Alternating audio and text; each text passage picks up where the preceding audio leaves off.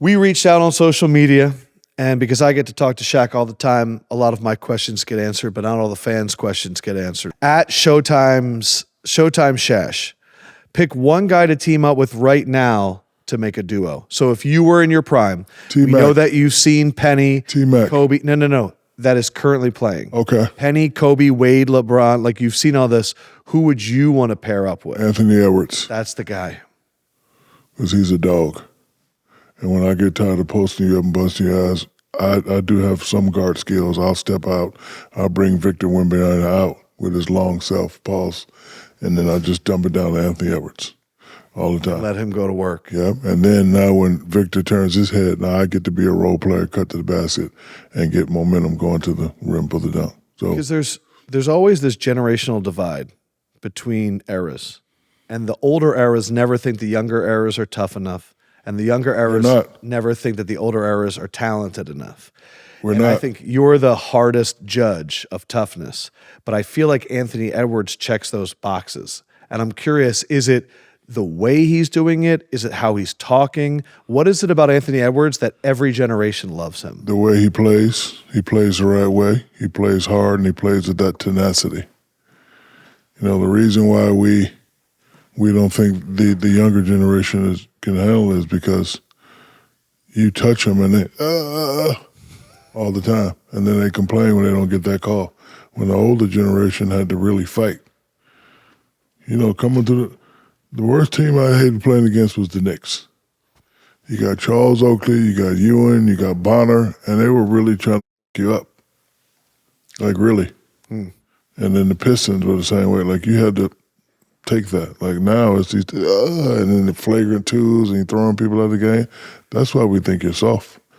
And the fact that they say we don't have enough talent, oh, I would say that, but you have to define to me what talent is. Just because you can do all that don't mean you're talented. That's not talent to me. Talent is running, jumping, and how you play. Like, have you seen the "I'm done with the '90s" memes? Yeah, I saw that. What do you think of it? Those are people who can't play, so they're definitely not qualified. It's crazy. We could take clips. Like, we could take bad Shaq clips and put together and try and make you look crazy. There's no such thing as bad Shaq clips. Possibly true. No such thing. Matter of fact, the fan that puts together I'm done with the 90s. No, the fan that can put the best bad Shaq clip together, we will fly you out, and you can be on the podcast with us. And then I would like to take, if you could take the 4 times on this show where he went, ugh, and like mix that in with the bad clips. Yeah. Whoever puts together the best bad highlight reel, the low light reel of Shaq with superstar status. We had this conversation. I kind of want to bring some new names. Who could be a player that elevates in the playoffs, and then by the time we start talking about next year, he's being mentioned? That's how ants communicate. You can't even hear it. I would say Anthony Edwards does feel like the answer to this question. Yes, all day, every day. What do you think? Candace has been saying this on set all the time. His mannerisms, his body, the way he jumps, there is that feeling of MJ in terms of aesthetically the way he looks. Jamal always gets upset on set because he doesn't want anyone to compare anybody to MJ. Forget MJ.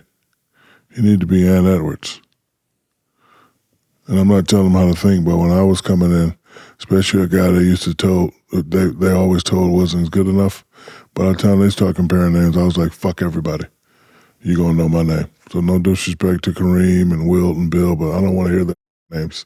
That's part of the reason I love Ant, is he seems to have that mindset of, I'm here to destroy everybody. And that's my advice to him. Don't focus on being the next Mike. Be who you are. And that's why I like him, because I like him because he knows. Like, a lot of guys don't know how good they are, and they're very timid. But he knows, hey, I'm good. I'm him. Like, you know, that's what the kids say these days. I'm him. He's him. I'm excited to watch him play. All right, you ready for some fan advice? That's how ants communicate. I thought you were doing like the way a hamster drinks water. Nope. Can you imagine if you did that and like millions of ants flooded the studio? You ever watch that? You ever watch that Tom and Jerry cartoon when the ants go ding ding ding ding ding ding? We're a podcast for ads and ants. Did we just become best friends, Shane? So this one is from Jim Meisner. Do you think it would be easier for an NBA player to transition to the NFL or an NFL player to transition to the NBA? Certain players. Like, I was all-state tight end. Yes. In my mind. Were you all county at least? No, but I started out as a football player. So you just have to be like certain players. So Terrell Owens was a hell of a basketball player. He was. Terrell Owens was a hell of a basketball player. This kid, I just seen him. Forget his name. DK Metcalf. I saw him play in the Slipper game. He's a good player. So I would say yes. And I think LeBron could definitely transfer over. I could have if I wanted to. So, I don't want to say all. Iverson would have been a hell of a DB. Yeah, Iverson, yeah. White Chocolate was the quarterback for Randy Moss. So could you imagine the throws he's making? So, some better people, athlete. The best athlete in the NFL or the best athlete in the NBA? I don't know. I would have to. I'd have to. Like DK Metcalf, who you just said. Hell of an athlete. And then I don't even know who he'd say in the NBA. Anthony Edwards. We should have a show then. Better athlete, NFL versus NBA? Yeah, we should definitely do that. I like this idea. Yeah. Okay, one more question. And I'll let you be executive producer.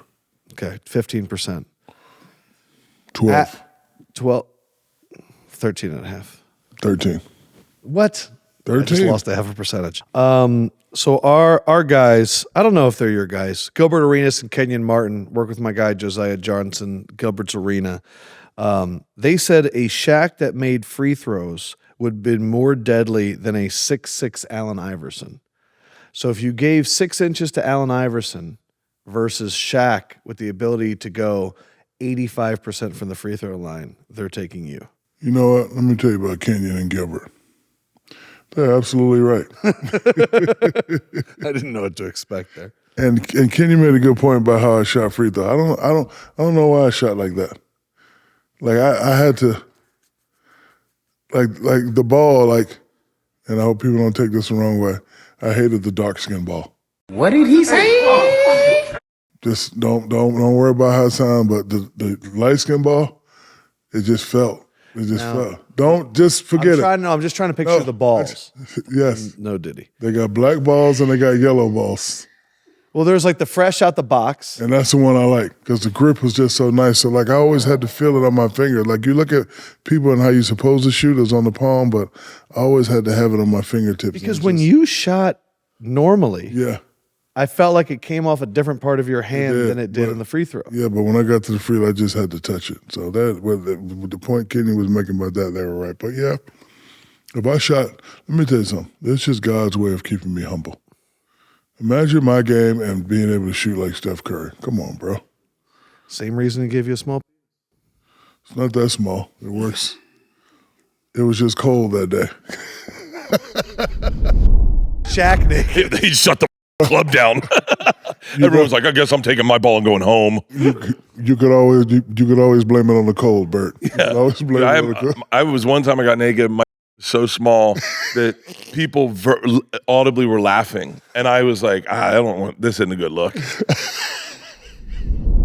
Shout out to Bert Kreischer. That was still one of the funniest days that we've had here. That was unbelievable.